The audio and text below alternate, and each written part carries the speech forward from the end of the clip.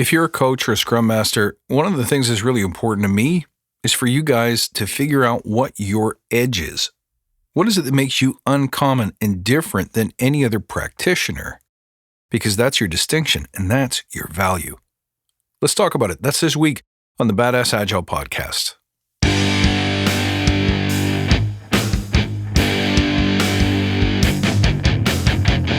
Greetings, team. Welcome to the Badass Agile podcast. I'm your host, Chris Williams.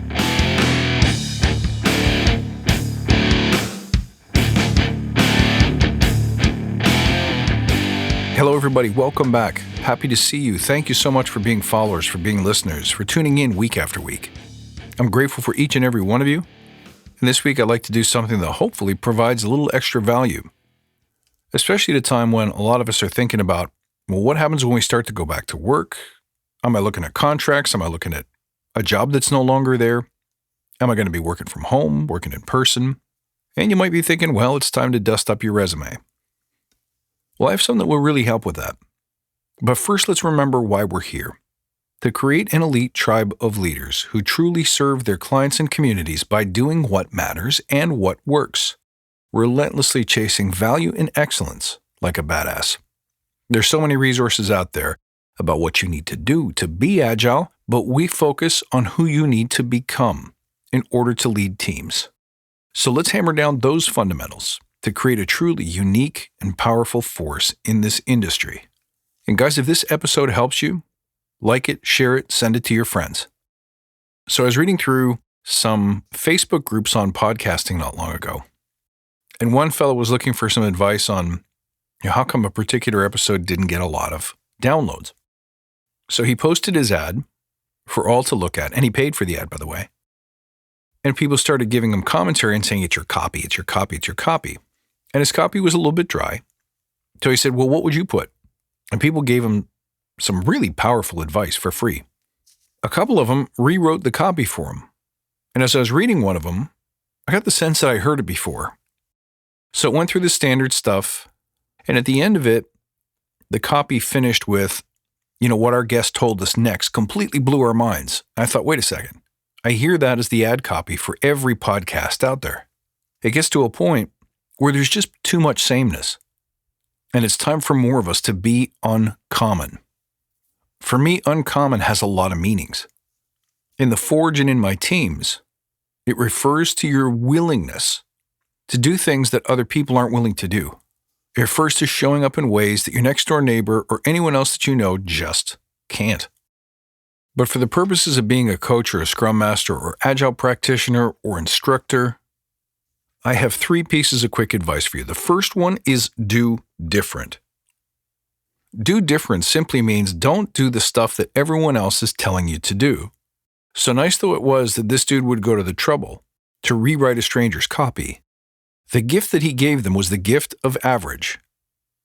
The gift of copy that basically is a boilerplate. It's copy that's scripted.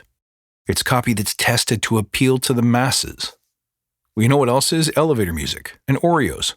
Both of them are meant to be consumed mindlessly, but the toll on your body and the toll on your soul is just too high. Do things differently on purpose. Now that doesn't mean negate everything that you hear or argue with everyone that you meet, but it means come up with your own stand.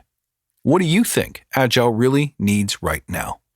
And if the answer that you come up with is the same stuff that everyone else in the industry is talking about, you're not leading. You're not pushing the dial forward. Be the person who says the things that you're not supposed to say. Hold the unpopular opinion. You don't need to do it for the sake of shock. You don't need to be the Howard Stern of Agile. But you do need to have your own distinct voice. And if that happens to fly in the face of traditional wisdom and the conversations that everybody else is having at the same moment, great. I have one little tip for you though. Make sure that you're not driving right around the customer's conversation. You still have to address the common customer problems. You still have to address the everyday team challenges. You still have to address the real struggles in the Agile landscape. It's just that the way you do it should be your own unique approach, and don't apologize if it doesn't fit the mold. Groovy. Number 2, swim upstream. Well, isn't that the same thing as being different? No. Being different means consciously choosing to run in the opposite direction of trends and convention. Swimming upstream means pushing against the current. It means doing the hard things that are required to ensure your survival. A salmon has to swim upstream in order to properly spawn, to reproduce, to protect the species. And if you ever watch them do it, it's unfathomably difficult, and it seems almost like nature's playing a cruel trick on them. But here's the reality about swimming upstream. Everyone has a challenge that is tailor-made for them. It's almost like they were born to swim upstream. It defines them. The fact that they struggle makes their survival even more impressive, even more special. So do hard things. Stretch. Try stuff you've never tried before. Most importantly to me, this means don't do the easy thing. Average effort generates average results. And not only is there so much sameness in the world today, I'd argue that there's also enough average. Being uncommon, being outside of the average, could mean anything. It could mean taking a hard look at who you are, what your gaps are, your challenges, your background. It could mean leaning into your shortcomings, your disadvantages, and not taking the easy way out, not making excuses, not blaming others, not giving yourself a pass, but forcing yourself to adapt, to work around. Maybe it means you have to learn new things. It usually means overcoming fear, whether that fear is public speaking, whether that fear is selling, whether that fear is being more social. Maybe that fear is starting a YouTube channel or a podcast. Here's the reason why I want you to think of yourself as an upstream swimmer. Because when you swim upstream, you'll discover a couple of things. Number one, you'll discover your gaps. If you're doing things that are hard for you, you find out who you are in the face of fear, in the face of danger, in the face of difficulty, and you'll figure out, or at least verify, the stuff that you need to work on. And that in and of itself is valuable. How many people have gaps? They're clear to you, but they're obviously not clear to them. Don't be that guy. The other thing that you'll discover is your value. Maybe overcoming this specific challenge is exactly how you're going to inspire people. Maybe this is your offering. Maybe this becomes the book that you write or the stories that you tell. But it's what you learn from living through these challenges, the challenges that you intentionally accept, that you willingly accept, that defines who you are and why you're different from every other practitioner out there. And the last thing that you'll discover by swimming upstream is your truth. By this I mean, what are you really capable of? The things that you used to shy away from. Once you cease to shy away from them, and rather embrace them, take them on willingly as a matter of practice, you find out how resilient you are, what you're really capable of, what you really stand for, and what really matters to you. And finally, the third thing you can do to have an uncommon edge is to hone your authenticity, which means don't take jobs that you don't really want to do.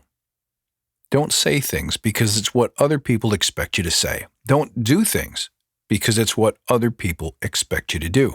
Don't choose your next step based on trends, popularity, or the advice of other people. Other people are not you. They don't care about you as much as you do.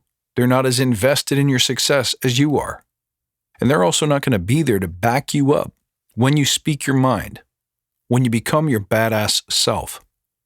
So begin by saying exactly what you want to say, thinking exactly what you want to think. And every day, every week, every month, hone it, make it stronger, build on it. Erase it and start over once in a while if you have to, but continue to grow it.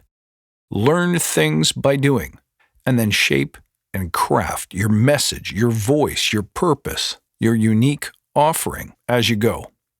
Honing your authenticity could mean continually revising your online persona, your choice of words, the people you choose to hang out and associate and trade ideas with, the recurring themes that you bring to your teams, you bring to your trainees, or you bring to the online space. Continually experiment with your thoughts, your ideas, Test them. Refine them. Throw away what doesn't work and keep what does. But the secret here is to retain your sense of childlike fearlessness. When you were a kid, you'd stick your hand in anything. To a fault almost, you didn't care what happened next.